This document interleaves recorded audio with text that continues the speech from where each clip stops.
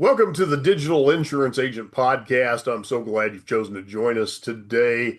And with me is Jake Cash. Jake, so glad to have you. And we're going to have fun today because we're actually competitors.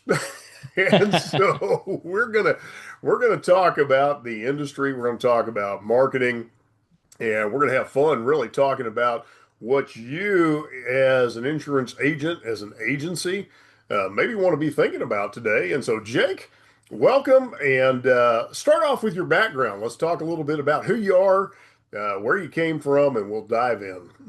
Yeah, appreciate you having me, Carl. Looking forward to a great conversation today. Over the last 10 years, I've helped over 300 insurance agencies grow their book of business. And a lot of that time was spent inside Geico, managing national marketing strategy for their agency network. Managing ad spend of over $500 million and partnerships with teams in the NBA, MLB, the Disneys, the Metas, the Googles of the world. That scale gave me a really clear idea and clear view into what separates agencies that thrive from those that don't. What I noticed the most and kind of what charged me to start Senryx Group was this idea and core philosophy of marketing independence. And there was one clear time that kind of really set the charge behind me to make that happen. So back in 2021, Geico was unfortunately making some changes in the state of California. California, as you know, I'm sure has been a mess from an insurance standpoint for a long time now. They made a business decision, as all businesses have to do, to clean up P&Ls and decided to stop writing new business in the state for a while. While I obviously respect that decision and I wasn't there at the time, I did have many friends of insurance agencies that worked with Geico in the state and the impact that it had in their lives and their families' lives, and having them have to figure out what next step looked like in their careers is what kind of charged me to really found Senryx Group on this core belief of marketing independence and not having to be so reliant on a specific carrier, a specific vendor, get into that idea of marketing independence a little bit more, and also, of course, just talk shop about what's going on in the industry. Yeah, that's good. And we want to take just a moment. It sounds terrible. A little moment of silence for you California agents because it's been tough for you. The last couple of years, you really have had to learn how to strategize, play the game differently, and that's a lot of what we're going to get into today is learning how to play the game a little differently, and that's what we want to talk about today. Is in the last 10, 15 years, it's been easy to be a little bit lazy, I think. Technology's helped you just kind of sit back and I hate to say it, be an order taker. And I think you would agree with that. And so, Jake, that's kind of, let's set the table a little bit. We want to talk about growth. We want to talk about control and real world execution. But the real problem, and you kind of addressed it, is this lack of control. And so I'm going to let you kind of talk about this. You saw this really with Geico. We work with a lot of, I'm not going to name the company, but they might be in your neighborhood and somebody down on the farm. Captive agents, have this reliance on their carrier. And what's the real danger with that? Yeah, for sure. It's kind of a double-edged sword, right? Where captive agents get so much support from the carrier that they work with, and that is awesome. I mean, it's impossible for an insurance agency to build a brand the size of an Allstate, a State Farm, a Geico, because they don't have billions of dollars to spend over the last 75 plus years, right? And so being able to ride that wave of the brand awareness that's been built by the carrier that you represent is amazing. And that's really the major pro. But to your point, sometimes what we've seen is, or at least what I've seen, you can chime in too, Carl, is sometimes these agencies that represent these big brands get a little fat and happy because they get a little too reliant on some of that support. And all of a sudden they're at the whim because they haven't built up their own systems and generated their own business when one of those large carriers decides that their market or their state is no longer profitable and they start pulling marketing dollars or pulling support from that state. and they're left high and dry, right? And so that's the biggest thing that I noticed on the captive side. And there's other things too that, we kind of have five buckets of marketing independence that we talk about that also impact the independent side as well. But yeah, it's interesting to see that the agencies that are able to withstand some of those high and dry periods are the ones that really make it in the long run because when the faucet turns back on, they are able to ride that wave and they have their own systems built in the background that they're also capitalizing off of. Yeah, I think that's so critical, especially because, the other piece that I see is that big brand wave really brands the company. And the danger for that agent is why you? What makes you unique? And the thing we see all the time is that company is more than happy to stick another agent a mile down the road from you. And so, March Madness has been going on. People have been watching basketball, and they have been bombarded with insurance commercials all day long. All right, you wore me down. My policy's going to renew. Time to go shopping. But it's still the question, why you? And at the end of the day, the local agent has to answer that question. And if you haven't put the systems in place, if you haven't taken the time to play the ground game, you're going to lose. And I think that's so critical.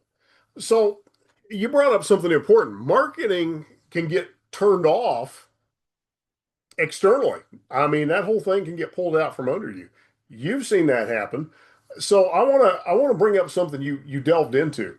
Owning your own growth versus depending upon somebody else. What does that mean to you? When you say that, what are you Yeah. really trying to communicate here?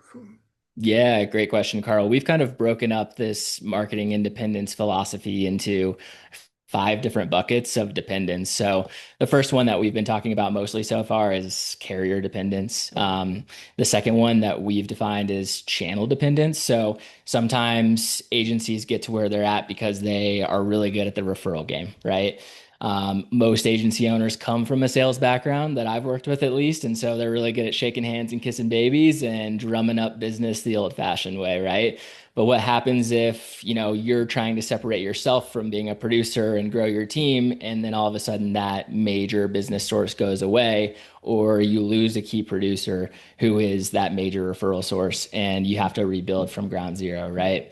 The third one that we defined would be that vendor dependence. And so sometimes people all of a sudden realize that I don't own my website or I don't own the automations in the background that are texting or emailing these leads as soon as they come through. And when it comes time to shift because they maybe aren't getting the support they want or they just want to look at what else is out there, they realize that they're kind of being held captive in a different sense with a marketing vendor. Another one would be platform dependence. And so a lot of times people are so reliant on, let's say, Google ads or Meta ads or SEO. And those are all great. They can perform extremely well. But if that's the only thing you're doing to drive your business, a big algorithm change happens, and all of a sudden your ads are performing worse. SEO dries up because GEO is all of a sudden introduced, right? And you can be left high and dry. So there's lots of different types of dependence, and we just like to have a conversation and really take a deep look into how you're generating your new business to give you an idea of how vulnerable that system might potentially be. Yeah, you brought up something I think super critical. This dependence on I call it being the one trick pony. You have been so reliant on that one source of business, and all of a sudden something changes, something shifts. The algorithm changes. We've seen it, you brought up a great one with Google rolling out generative AI, and all of a sudden search changed. Things don't look the way they did. Facebook ads don't work the way they used to work. Any little shift can really change the dynamic. And so what a solid piece of advice that is. And we talk about the ecosystem that you've got to have the ecosystem working, not just because something can go away, but people are multiple modality. I laugh. You know, your customer today starts their day on the toilet with their smartphone in hand, and they have probably bounced to their laptop and a desktop and their radio, and they're in front of multiple devices throughout the day. 100%. Yep. We like to call it diversification of your marketing as well, right? Kind of having a portfolio of channels and tactics that you're deploying because yeah, just like you said, people are driving into the office. Maybe you want to have a billboard in the way as they're hitting that, right? So kind of having a mix of traditional marketing, digital marketing, and referral marketing to make sure that you're not too reliant on any one of those channels. So That's good. So let's kind of dive into something that we both brushed on here. AI overwhelm. Okay. I mean, AI this, AI that, and people talk about AI and sometimes know enough to be dangerous. Let's talk about how do you keep from getting overwhelmed in this whole AI environment? And I know I've got agents that are calling me, and I don't know if they're calling you with the same question. Do I use Claude? Do I use GPT? Should I use Perplexity? Should I use Gemini? You know, they just rolled out this new one, and now agents, and which one? What do you do with all that? yeah, there's a lot of noise, right? There's a lot of change that's happening really fast, and it seems like it's basically a full-time job just to keep up with the news in the industry.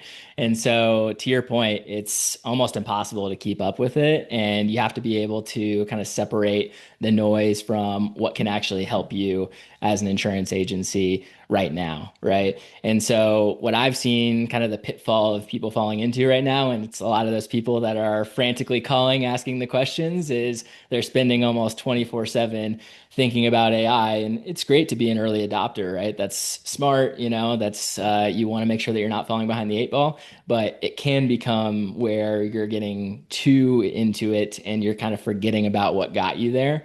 And you're losing track of your numbers, you're losing track of what your team is doing on a day-to-day basis.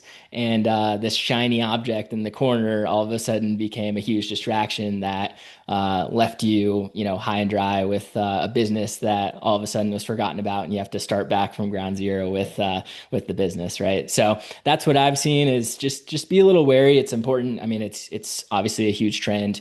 The internet changed how everybody did business, 25, 30 years ago. I think AI is going to be very similar. 25 years from now, we're going to look back and forget what business was like before AI, but change happens slowly and all at once. And so I think we're all going to be okay if we spend, a little less time doom scrolling about the impacts of AI, right? So here's something I think is important, and I think you would agree with me on this. Um, AI is going to amplify. If your systems suck, it's going to amplify that. If your systems are good, it's going to amplify that. If your processes are good, it's going to amplify that. And I think at the end of the day, you have to realize it's going to amplify. And I think, Jake, you would probably be the first to say, um, you have to step back and realize it's going to show where you're broken or it's going to show where you're dialed in. And it's going to help accentuate or it's going to exasperate one of the two.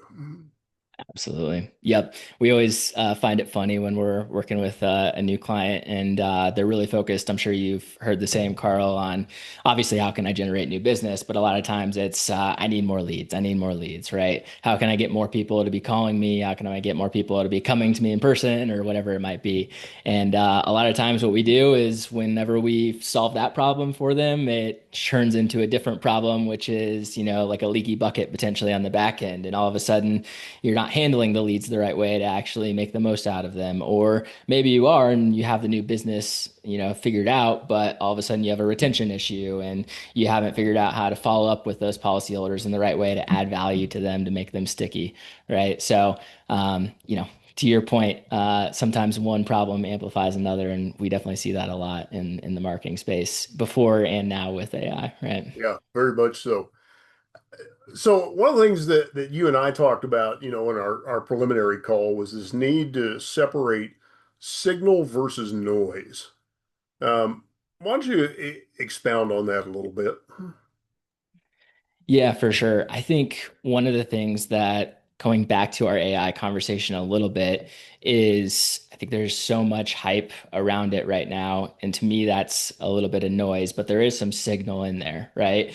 And there was actually a really interesting study done by NBC in March, and they asked consumers how they felt about AI.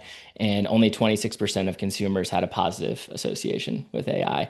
56% of consumers had used some sort of AI platform in the last month, but only 26% had a positive feeling. And I'm not one to get political, and I'm not going to, but it was actually a lower approval rating than ICE, even. And obviously, that's been in the news a lot lately, too. So, be careful with making AI the sole messaging of your agency, right? There's a lot that AI can help with in the back end and from a process standpoint to make yourself more efficient, to make your team more efficient.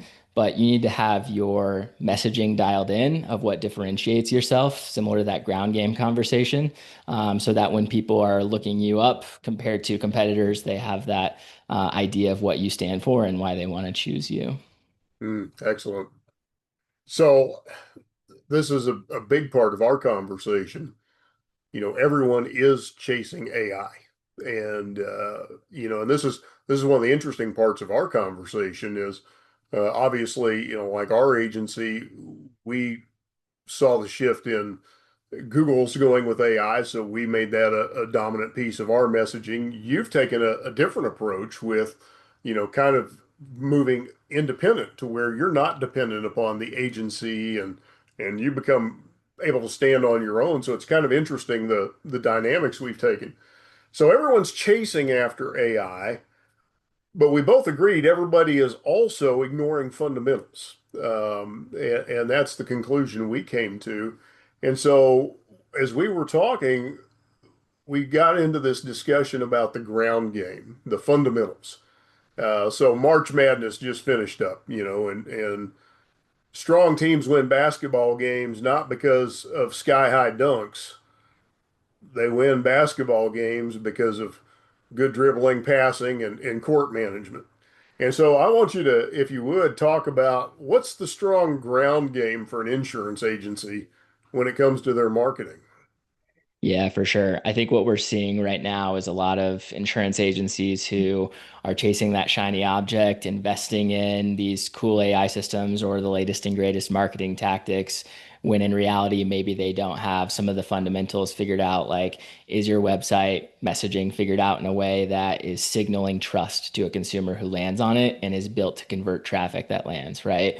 If you are investing in all of these cool automations in the background, but you're not actually able to have your messaging and your fundamentals figured out in a way where people can actually discover you online and then request information from you through your website in an easy to understand way, then all that automation in the background isn't going to help anything, right? And so it's kind of like the analogy of you got a car and the brakes aren't working too well. You take it to the shop and you ask for a completely new engine as opposed to fixing the brakes because you want to go fast, right? Well, you probably want to fix the brakes because that's going to make sure you get to from A to B without having an issue, right? Before you upgrade that engine. And I think sometimes what I've seen is insurance agencies falling into the latest and greatest type machine and wanting to invest their dollars in things that sound awesome, but they're forgetting to make sure that they have those fundamentals in place in a way that's going to pay off for the long run, right? That's good. And when it comes back to those fundamentals, we still come back to that question. That customer is asking why you, and we have to make it easy to answer that question. And you hit a couple of things. That website has to be more than a brochure. So it's got to answer the question, why you? It's got to be easy. What's the next step? How do I take action? What are a couple of other levers that need to be quickly understood and available to that consumer? Yeah, so I think sending trust signals, right? In the age of AI, where we're seeing all these deep fake videos, and it's so much easier to spin up content. People aren't believing what they're seeing online these days, and so having verifiable trust signals online is going to take that doubt away from a customer's mind and allow them to reach out without thinking a second about it, right? So it's simple, but things like having a lot of Google reviews not only shows the consumer before they reach out that you're trusted to others, but it shows Google too and makes Google more likely to recommend you as well, right? So that would be just one example. There's a stat out there, I believe, by Nielsen that they published a while back that said 92% of consumers trust word of mouth more than any type of advertising, and reviews is the closest thing on the digital side to word of mouth than anything else. And so having some of those trust signals to show people and the search engines that you're trustworthy is definitely one. And then also from a messaging standpoint of making sure that you are niche down in a way that your messaging is speaking to the right individual that you want to go after. And it also allows you to stand out a little bit in the competition because let's face it, in a world where, a mile down the road, there can be another agent. You need to be, kind of condensing your competitive set in some way by niching down of who you're going after from a target audience perspective too. Yeah, I think you hit on a gold mine there, and I want to park on that for a minute. And that's this key of differentiation. It's a question I've put in front of groups of agents before, and it's kind of staggering sometimes when you ask them, "What makes you different?" And you see them just kind of lock up. Well, I offer this, this, this, and this. Yeah, well, so does he, or so does she. So why you? And they get stuck, and they haven't put any thought into A, who is your most valuable customer? What do they look like? Where do they go? What are they into? What does their family look like? Where do they work? They haven't thought through all those kinds of things. But then they haven't thought about themselves. Like, why are you valuable to that consumer? And Absolutely. so I'd like you to kind of speak to that differentiation factor a little more. Absolutely. No, you're hitting on something. I've had very similar conversations as well. And it's tough because in a world where a lot of other industries will differentiate from a product offering standpoint, right? And that's not as easy to do in an insurance world because you're buying a product that you hope you never use. And so you don't necessarily differentiate from a product standpoint. A lot of the conversations that we have with insurance agencies when it comes to differentiation is one, obviously talking about the audience, like you were just hitting on. What do your best customers have in common? Figuring out what appeals to them, but also looking internally at your strengths and weaknesses and your background. And hey, if I was a teacher before I became an insurance agent, then maybe I should approach my marketing and my sales process with the heart of a teacher. Or if I grew up and my family was, a family of musicians, maybe I'm going to approach the insurance game like it's, a jazz set, right? And all of these pieces have to move together. And we're talking about the similarities between music and insurance, and we're being a part of organizations locally that are, in the music industry, and we're approaching our community and our referral network that way, right? So just two random examples, but to your point, thinking about your background, your strengths, your weaknesses, and combining that with the audience you serve to come up with what that differentiation looks like. That's good. And here's the other piece you brought up is that niche positioning. And too many agents make the mistake, I think, of being generalists. Pick something and specialize in it. Become the go-to expert in this little subset of whatever it is you do. And I always go back to I was a financial advisor for about 12 years. And so my one place that I sold life insurance was I learned to transfer wealth with a real specialized wealth transfer strategy that you use life insurance for. That was a whole lot easier than hitting up people for, hey, you want to buy life insurance? But but it was a specialized tax advantage strategy, and I live in Kansas where old farmers needed to pass on farm ground. Worked great. I became the go-to guy for that. And so, that's the piece that I think so many insurance agents miss, especially, the agents we work with. They just are generalists. And I always remind them in the medical field, the heart guy, the cardiologist makes a whole lot more than your family practitioner does. Yep, Be the 100%. specialist. I think it's going to be easier for AI to do a lot of what generalists do as well, right? If we kind of combine that conversation that we were just having. So the more you can build a moat around your specialization, the better as we move forward, right? So let me ask you, how do you advise your clients to become specialists? What's kind of your go-to, pep talk for your clients? All right, here you are, you're a PNC agent. You got your car insurance, your home insurance, your life insurance, your business insurance. How do you advise them to become a specialist in something? Yeah, I think it depends on the market, right? So to your point, if you are a local insurance agent in Kansas, then you might want to have a different specialization than somebody in New York City, because you want to look at what people's occupations are in those areas and what, to use more of a marketing term, your total addressable market is, right? So you need to make sure that you're not only specializing in something that you understand and can be an expert in some way, but also in a market that's going to be large enough. Even though it's specialized, you need to make sure it's going to be large enough to still make a good living, right? I think you gave a great example of farming earlier. I know an insurance agent who is focused on agricultural scene, and he has really great relationships with other agents that are more generalists. And so it's funny that you would think they might be competitors as insurance agencies, but because the market is different, you're actually able to collaborate with peers more that way and give business back and forth to peers through referrals as well. So it really opens up an entire different stream of new business opportunities through referrals with your peers as well when you are in, these networks of other insurance agencies that have different niches as well. That's good.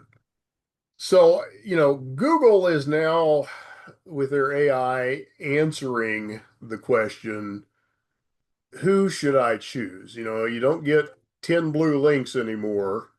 Google just says, here's who we'd recommend based on reviews and based on, their footprint.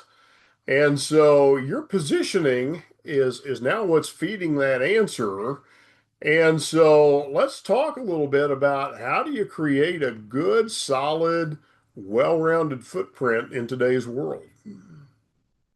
Yeah, for sure. So one of the things that we like to think about, we touched on this a little bit earlier, but we looked at the data, the growth data of 300 or so insurance agencies, and we sliced and diced that data thousands of different ways, looking for commonalities, right? And I like to reference this study because it's going to pull us back into the conversation we were having. But the top 10% of performers from the insurance agencies that we studied had one thing in common, and so that one thing was a diversified mix of new business generation. So they were pulling roughly a third of their new business through referral sources, whether that was friends and family, other insurance agencies, if they were, niche down the correct way.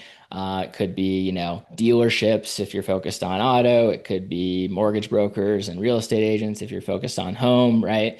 The next bucket was more traditional marketing. So that's the stuff that I think insurance agents are the most familiar with and have been doing for a long time. More like brand awareness, building strategies, and getting into the local community if you're playing the local game. And then the third bucket was the digital bucket, right?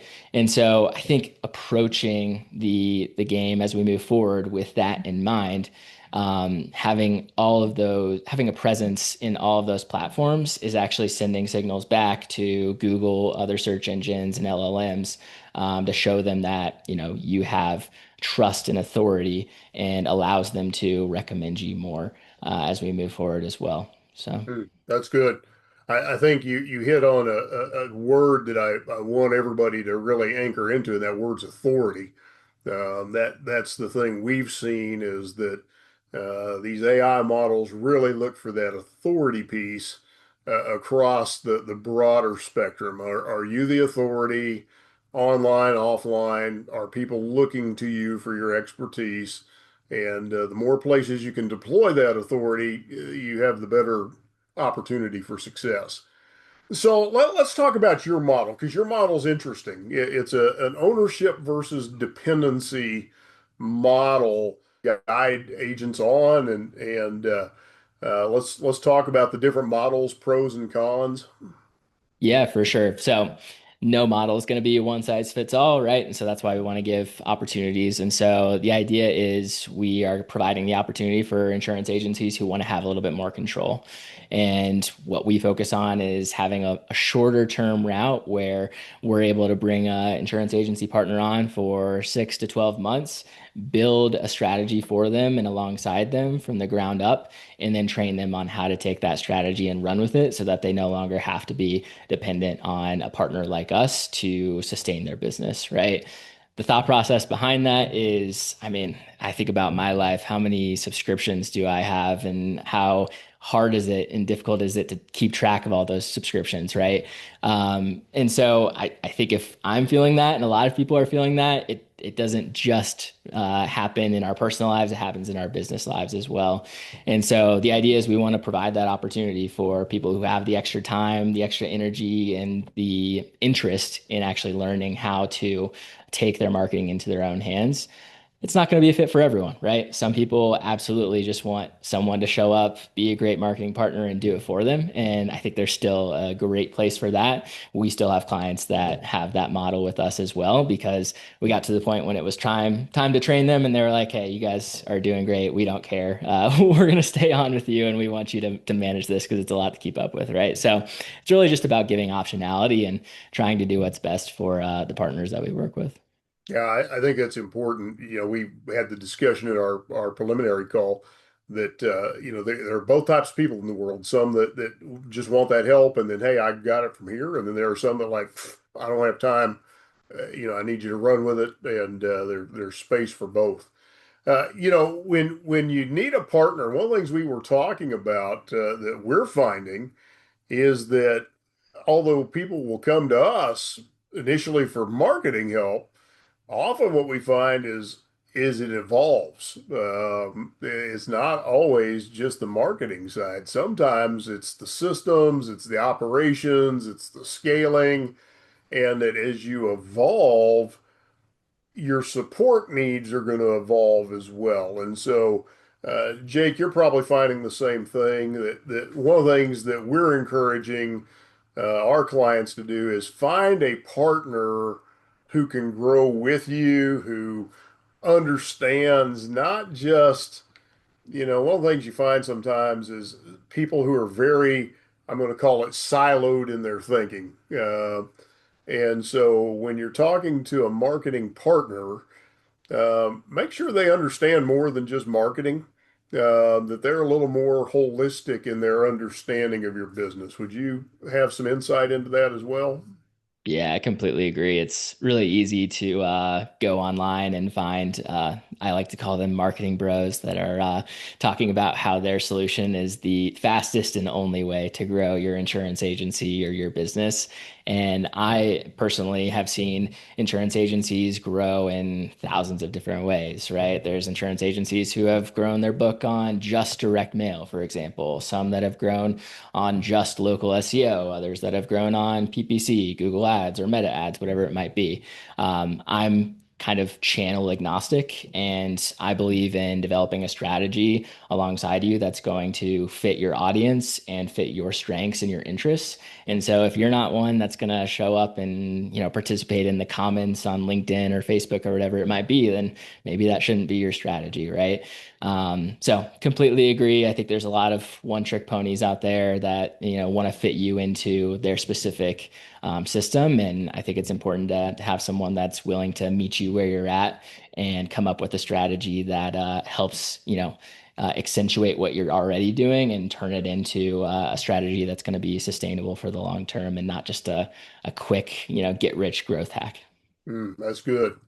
Yeah, we see that if you don't think down the road, you do run into these bottlenecks. Your marketing starts working, but your systems break. Too many leads, and then you have an operational failure. And some of the common gaps that we tend to see, and you may have a few more to add. The CRM issues, your follow up on sales. Leads come in, but your sales process stinks. Tracking stinks. Retention stinks. Any others you can think of.